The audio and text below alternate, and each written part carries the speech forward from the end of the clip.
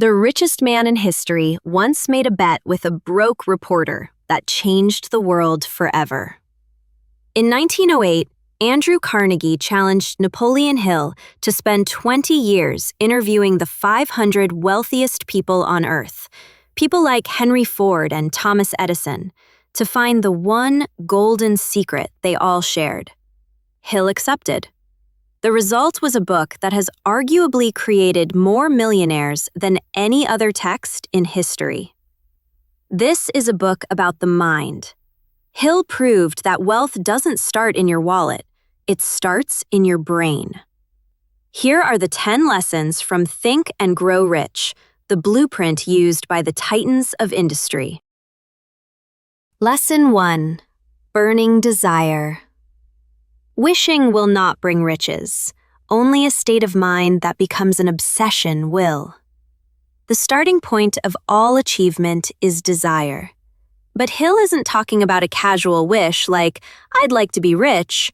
He is talking about a burning desire, an obsession so strong it consumes you. He tells the story of Edwin Barnes, who wanted to work with Thomas Edison. He didn't have money or a degree. He hopped on a freight train and told Edison, "I'm here to be your partner." He didn't quit when he was offered a low-level job. He burned his bridges behind him, leaving himself no option but to succeed. If you want to get rich, you can't just want it. You have to need it like you need air to breathe. Weak desires bring weak results, just as a small fire makes a small amount of heat. Lesson 2. Faith. Faith is the head chemist of the mind. Hill argues that faith isn't just a religious term, it's a state of mind that can be induced. It is the art of believing in something that doesn't exist yet. The rich have the ability to see the money in their bank account before it's actually there. If you let fear dominate your mind, you are using faith in reverse. You are believing that bad things will happen. To cultivate faith, you must convince your subconscious mind that you will succeed. You have to act as if you are already wealthy. The subconscious cannot distinguish between a real emotion and a fake one. So, fake it until you make it. Belief is the only thing that converts a thought into a reality. Lesson 3. Autosuggestion. You are the master of your own destiny because you have the power to influence your own subconscious mind. Your subconscious mind is like a fertile garden. If you don't plant seeds of success, weeds of failure will grow automatically. Autosuggestion is the tool you use to plant the right seeds. This is where affirmations come in. Hill suggests writing down your exact financial goal, the date you will achieve it by, and what you will give in return. Then, read it aloud twice a day, once in the morning and once before bed.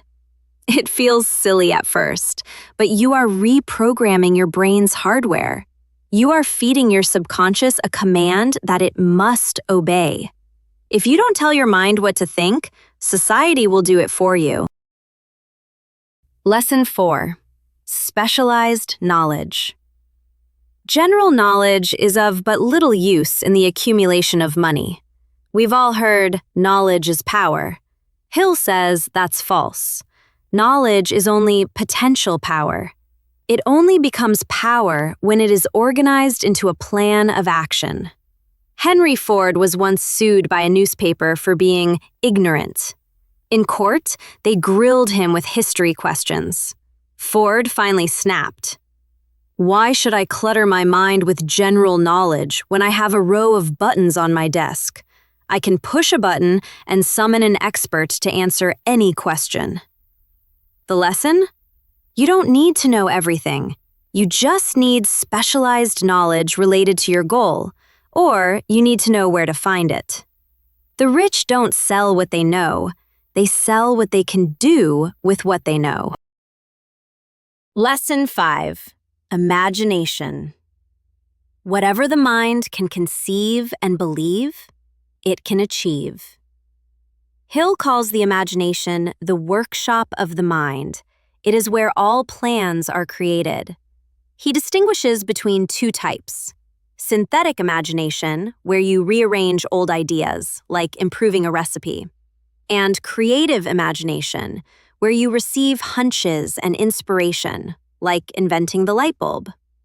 Coca-Cola began as just an idea in a pharmacist's imagination. It was a slip of paper with a formula.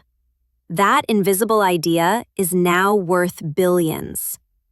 Don't dismiss your ideas as daydreams. Every massive fortune in history began as a thought in someone's imagination. Exercise your imagination like a muscle. The more you use it, the stronger it gets. Lesson 6. Organized planning.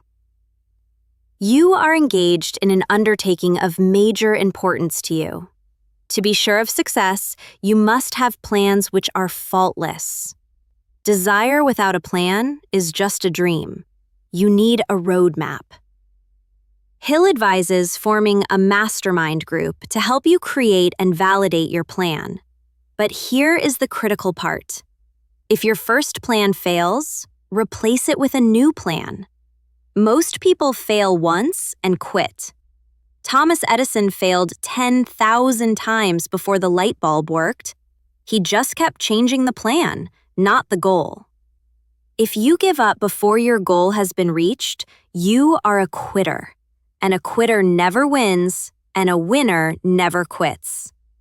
Write your plan down, make it practical, and get to work.